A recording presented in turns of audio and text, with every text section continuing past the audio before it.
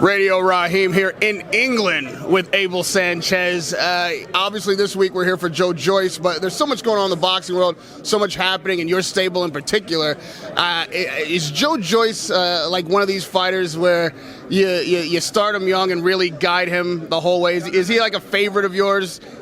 You know, he's 33 years old, so he's not young, but he is definitely a favorite just because of his attitude in the gym and his desire to become better.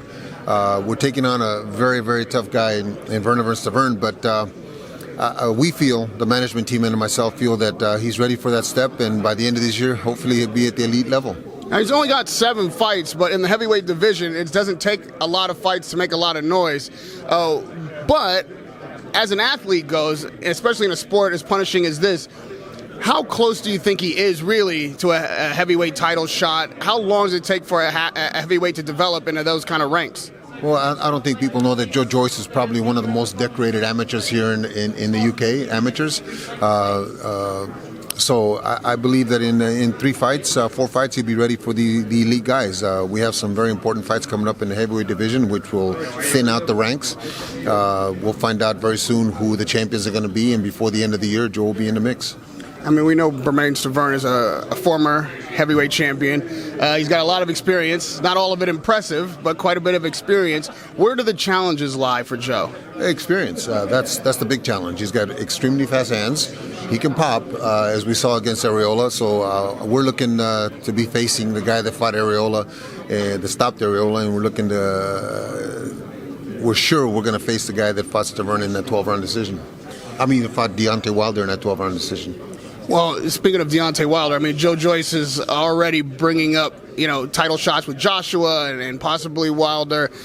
Does he have to? I don't know how you look better against Demetrius Andrade than Wilder did, but technically, how does he approach a fighter like that, not knowing who's going to show up?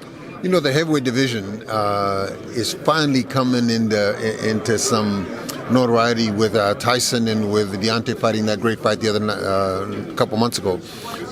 Joe needs to be impressive against Vern and fight a couple more times before the end of the year and be impressive in those. And I think people will start mentioning his name alongside those guys. We have to mention it ourselves because that's where we're headed. We're headed there before the end of the year. Well, I mean, you bring up Tyson Fury and Wilder's great first fight, and just 2 days ago I was at a press conference where Tyson's announcing he's on ESPN now, he's co-promoting with Bob Arum. It seems like a great hurdle now to that rematch. When you heard that news, do you think that's true, or do you think...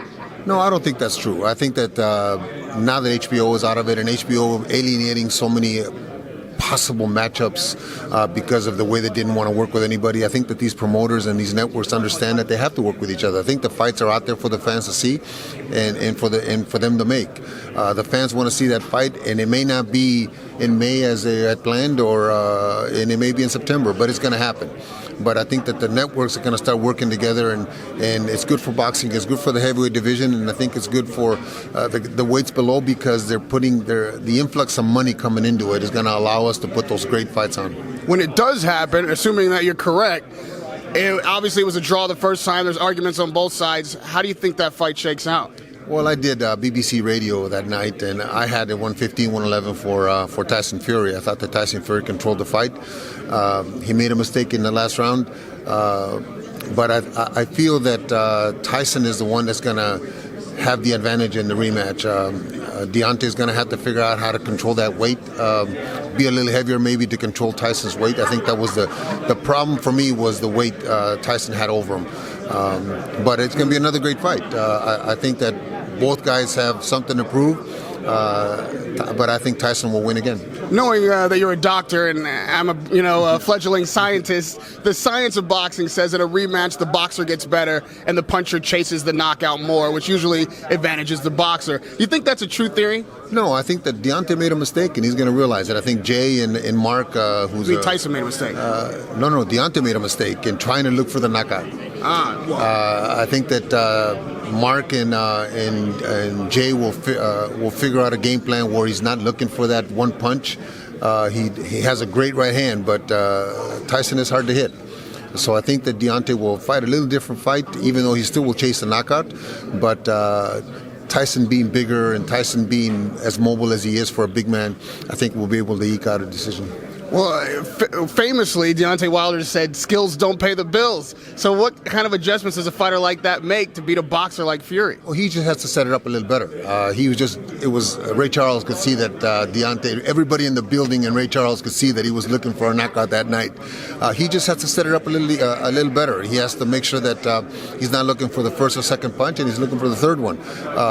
But if he lands it, like he did in the 12th round, look, he lands a right hand, people are going to sleep. And this next time, I think he'll do it earlier, if he doesn't. Well, you've got plenty of experience with knockout artists, and we haven't seen this guy in the ring in some time. We're starting to, get antsy, man. Like, Triple G obviously needs to make some kind of decision network-wise. What are we looking at? What's the situation? He is studying all his options. Like I said before, he's on a boxing vacation right now. He's taking time to relax and enjoy time with his family, and hopefully in the next couple weeks he will have made his decision. It's something that he has to make sure that it's the best thing for him and for his family and for the sport. These fights, they don't wait for one boxer. So the middleweight division is starting to move on.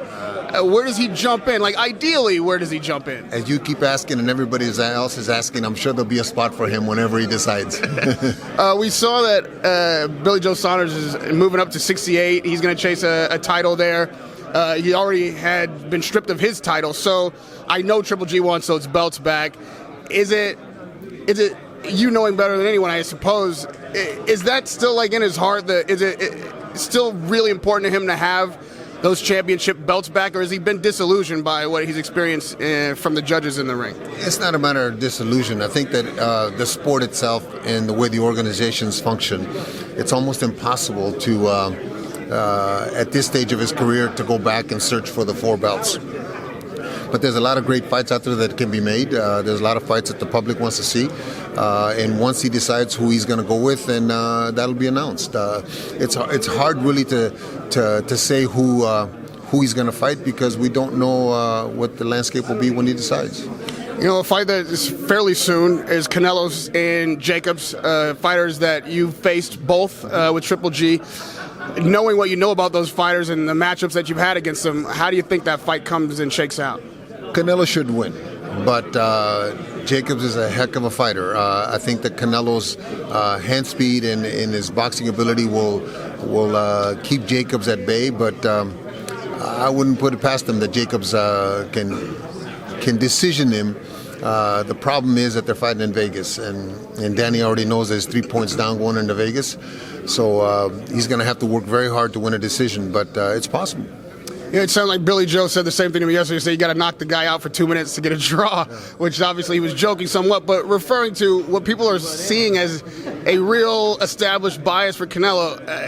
You see it the same way? Is there a way to bridge that hurdle, if not just for Canelo's sake, but in boxing in general? I think Vegas has had a history of taking on or harboring, if you want to say it that way, a particular fighter.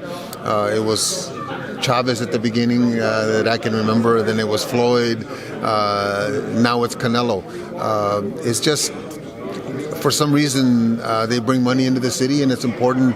And I think too many fights, as Floyd's fight against Canelo when the judge scored it 14-14, too many fights and too many controversies kind of make you lean towards thinking that there is some kind of malice there, some kind of corruption.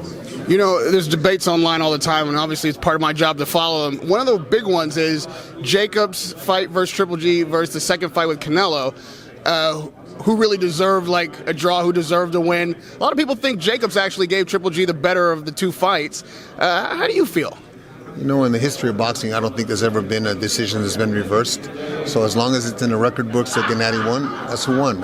For me to go back and argue with ignorant people is like bringing myself down to the level.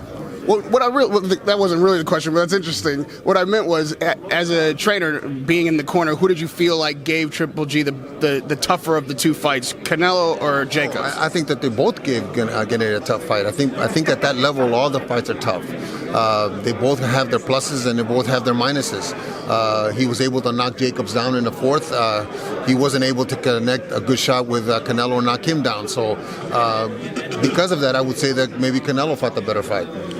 If that fight shakes out, one of those two guys are going to have all the belts. It's probably rematch clause if Canelo loses, all these things we know about boxing. But the outlier is Demetrius Andrade, who a lot of fans don't know much about because his activity hasn't been like these guys we've been talking about.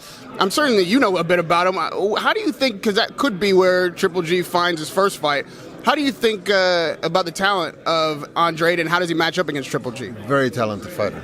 It's unfortunate that his career is stalled several years. In some years he didn't even fight in a year or once. But a very talented fighter. He's going to be difficult for a lot of guys, but I think his biggest issue is going to be his size. I don't think he's a full 60-pounder. I think he's a 54-pounder. He's not really that big a puncher, but he's a very talented fighter who's going to give people fits. He's one of the guys that probably is in the list that Gennady will face in the future because he is a belt holder. He's a WBO belt holder, I believe, right? And lastly, if I can keep your analyst hat on and go down in weight divisions a bit. Also, we've got Lomachenko coming up very soon against a British fighter here. But a lot of debates have been like with Teofimo Lopez and whether or not that's a great matchup right now and who could win that fight. Could he be a threat to Lomachenko? I don't think yet. I think he still has a little bit of maturity to come. I think he needs about 4 or 5 more fights, in my opinion, to be on the level with Lomachenko. But he's an exceptional fighter, very exciting fighter. I think that if they rush him, it'll be bad for him. Give him by the end of the year. I think that's when they should be talking about it. You think Anthony Crawler has a shot against Lomachenko? No, but anybody that steps through the ropes has a shot. But Lomachenko's a special talent. And lastly, we just saw Gervonta Davis recently demolish. I'm honestly, the guy's name escapes me right now, but it was a first-round knockout. He's blowing through that. Yeah. But we heard Ryan Garcia call him out immediately after the fight. Another guy that doesn't have quite as much experience, but has made the challenge public. Again, what do you think of that matchup? Is it too soon? I think Davis is an exceptional talent also. He's in that division. There's not only Davis, but there's Haney, there's Shakur that are going to be making a lot of noise very, very soon. I think that Ryan has a little bit to go yet. Just like Teofimo, I think that he needs another 3 or 4 fights, and he's with a good coach. He's with Eddie Reynoso right now, so I think that if he allows Eddie to teach him and allows Eddie to develop him, he may be able to compete. But right now, I don't think it's a fight. Is there one fighter that you feel like, obviously Joe Joyce, we'll put him aside, that is a breakout fighter for 2019? A guy maybe, like any of these guys we've named? Errol Spence.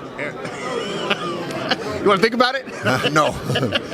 No, I think that, not counting my fighters, I think that Errol Spence is the guy that's going to make a hell of a lot of noise in 2019. We've seen Mikey Garcia's physique change. Like he's looking like he's putting the weight on, and he could be. He's still a featherweight. He's still a featherweight. That's where he started. That's what he is. And Errol Spence is coming down from 175 down to 154. It's going to be difficult. I think it's going to be difficult for him to hold 47. He's going to be moving to 54 so soon. But I think that he's the guy that, in my opinion, he's the guy that's going to make a lot of noise. You think Amir Khan could go over to New York against Terence Crawford and make some noise? No. It'll be difficult for Terence, maybe just like it was for Canelo for 3 or 4 rounds, 4 or 5 rounds. But after that, Terence is a talent, man. Terence and Errol Spence is the fight that may not be made because Errol may grow out of the division, but that's a fight that's probably the mega fight of the future. And lastly, for the last time, we just got the official press conference for Joshua and Miller. Got a little heated over there in New York. Their antics were quite high, but is that a decent fight? Is that a good matchup? Does Miller have a shot here? Anthony Joshua's whiskers have always been a question for me. Miller, I don't think we've seen the best of Miller. A motivated Miller that comes in at weight and is challenged mentally may give Anthony a fight. Anthony should win the fight, but I think Miller's a threat. I don't know if you saw the press conference, but Miller was like, cursing at him and whatnot. You got Anthony cursing back, which is very unusual. You think the head game, like the mental game, might be an aspect of this fight? I think when he pushed him, and it was so easy to push him, was part of that mental game. I think that he wanted to make sure that Anthony understands that he's a lot bigger man, a lot stronger man. But it all depends on Miller, how he comes into the fight, not only weight-wise, but motivation. I think that the belt should be a motivation enough, but he just seems to be one of those guys. If you remember Greg Page back in the past, what a great talent he was, but he just never seemed to care about anything. And Miller strikes me as that kind of guy who doesn't let his skills in preparation do the talking. Instead, it's more of a game to him. With all those things said, what would your prediction be for that fight? I think Joshua wins the decision. Yeah. Well, my one of my best gym videos has been up there at the summit. I can't wait to get back there and learn more of the doctor's science. Radio Rahim with Abel Sanchez. Thank you, sir.